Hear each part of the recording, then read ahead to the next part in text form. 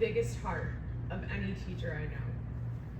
It's not surprising to me that she chose also chronic absenteeism as her topic, because she gravitated toward a topic that when you get down to the nuts and bolts, it pulls at your heartstrings. Erin, thank you for always bringing heart to our Saturday meetings.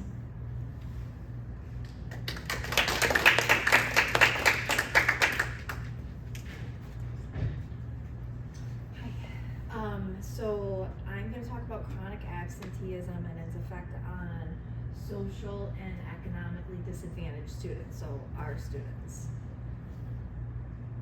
I'm Erin. I'm the MTSS Intervention Prevention Teacher at Franklin Upper. This is just kind of how we're going to roll. All right, so my research question: how does chronic absenteeism affect outcomes for socially and economically disadvantaged students? 26% of public students are considered chronically absent in the 22-23 school year. And that's, like Sharon said, an increase in 15% before the pandemic. Chronically absent students miss 10% or more of the school year. That can mean up to 3 weeks a year. In some, it can mean 18 days, but it's 10% or more of the school year. And we know that our students miss much more than 10%. Sometimes it's up, anywhere between 40 and 60% of the school year in high school. So this is what it looks like nationally. You can see that it went 13, 15, 13, and then up to 28 after the pandemic. It sits around 26 right now. So my rationale, why is this important? Many challenges faced by students from socioeconomic backgrounds include limited access to resources, inconsistent transportation, and lack of and underinsured health care. I know that a lot of kids, they miss the bus, they can't come to school. They have mental health appointments during the school day. Things like that, they don't have a parent that can just drive them, or they don't have a parent that can, say after school and get them there after school. So addressing these underlying issues is crucial for improving attendance and educational outcomes in our community. This is just research on the policy. Over the long term, it is correlated to increased rates of high school dropout, adverse health outcomes, and poverty in adulthood, as well as an increased likelihood in the criminal justice system. And it kind of all makes sense. It's very cyclical. So this is just some of the lit review that I wanted to include. Between 2017 and 2018 and the 21-22 school years, the greatest increase in chronic absence occurred among schools serving higher portions of students experiencing poverty. Students who come from low-income families, students of color, students with disabilities, students that are L's, all are chronically absent more.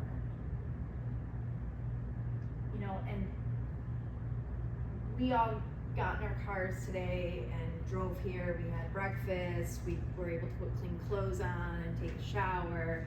Many of our students and families have health issues, food insecurities, lack of transportation, lack of just the basic necessities to come to school. I know girls, again, I teach high school, their hair's not done, they're not coming to school.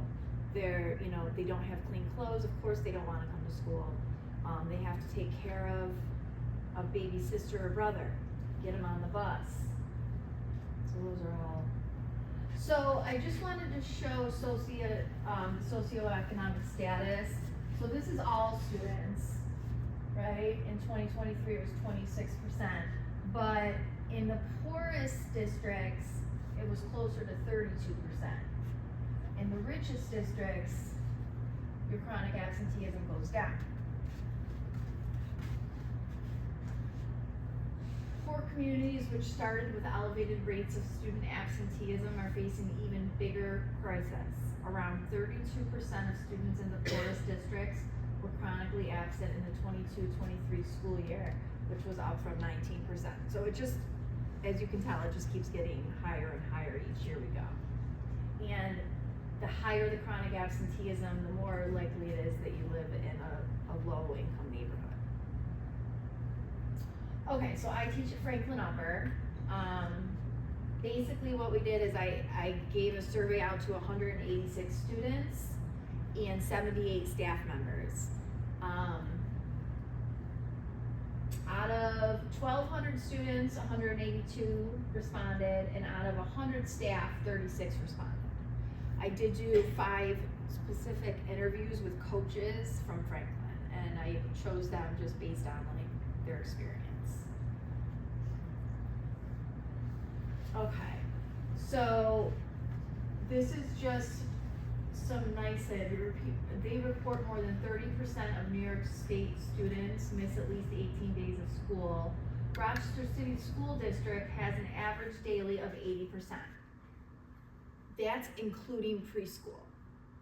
And most likely, like with Franklin, it's 61.2%. I think School of the Arts might be up at 80%, but each school is different depending on where you're located. So I asked the kids, how do you wake up for school? And most of them told me that they wake themselves up using the alarm clock on their phone. Now, I have a child going into 9th grade next year, and I know that every morning we have to physically go into the room, turn on the light. I sometimes even get in bed with him and to make sure that, you know, he's gonna get up, get going, things like that. Now that's my responsibility as his parent to do. They don't have the same supports, as strong supports sometimes. All right, are you late? How often are you late? Right? I was just trying to get them to kind of reflect on their own attendance. Does your family know when you're absent? How often do you miss school?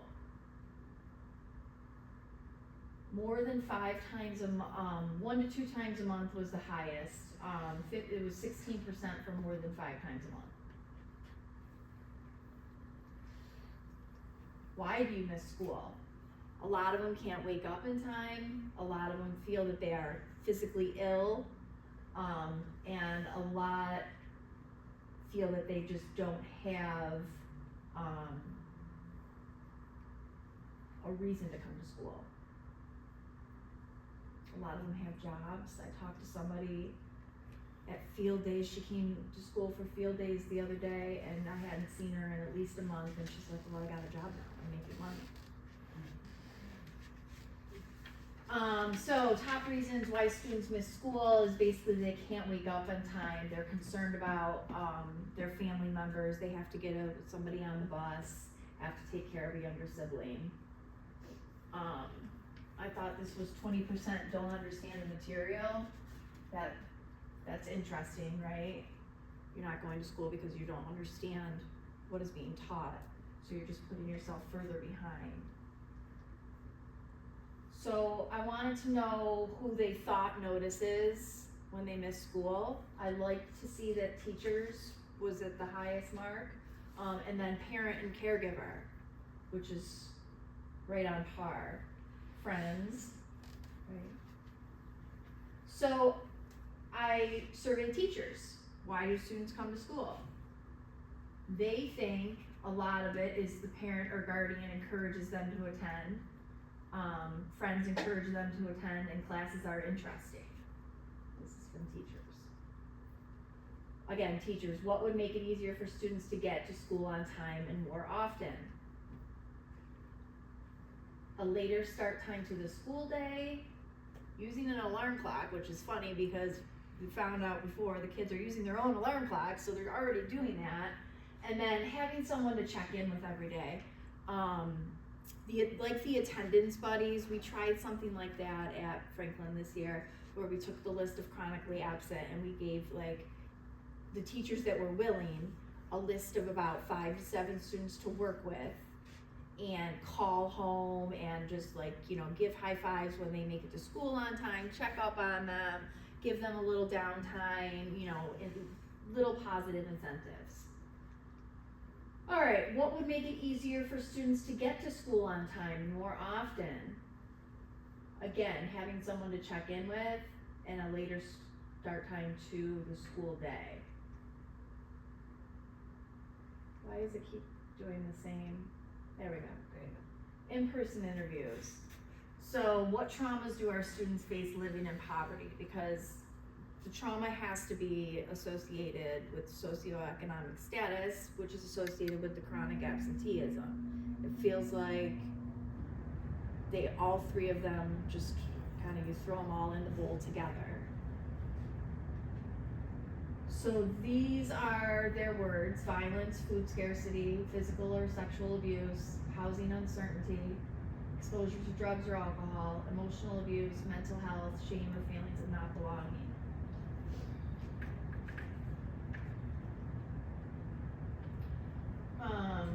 When I interviewed people, this is what they said.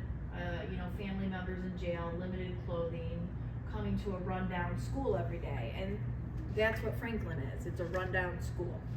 It's not, you walk in there, it does not say, let me educate you. It's depression. It's gray walls, it's got the yellow, you know, like, I don't know, mustard yellow walls that they have. There's nothing on the walls in the hallways. It doesn't come to life. It prevents students from achieving their academic best. It also limits students' access and opportunity to get involved in different programs. Kids don't get to go on field trips. When they don't come to school, they don't get to get the extracurricular that we're offering and things like that. All right, so these are recommendations. What do teachers think should be done? Okay, get on the parent's butt. These are their direct words, okay?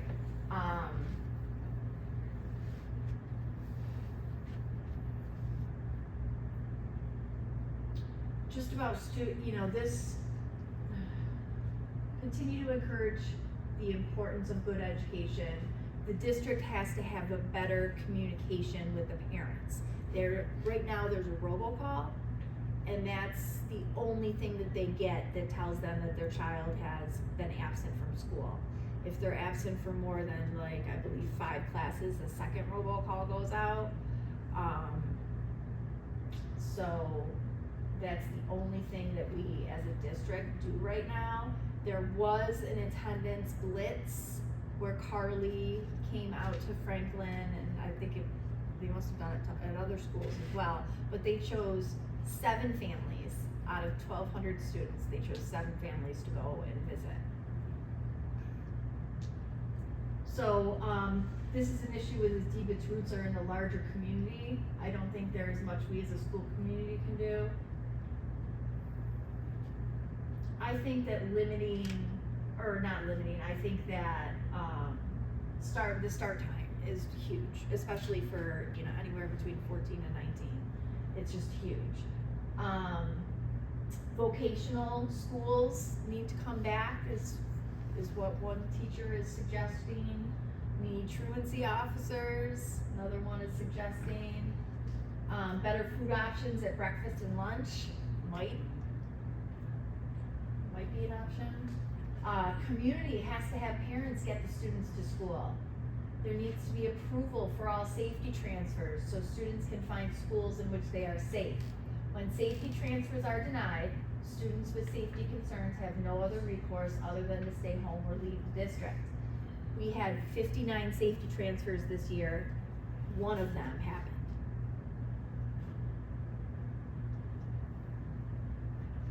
There's safety issues with regards to gangs.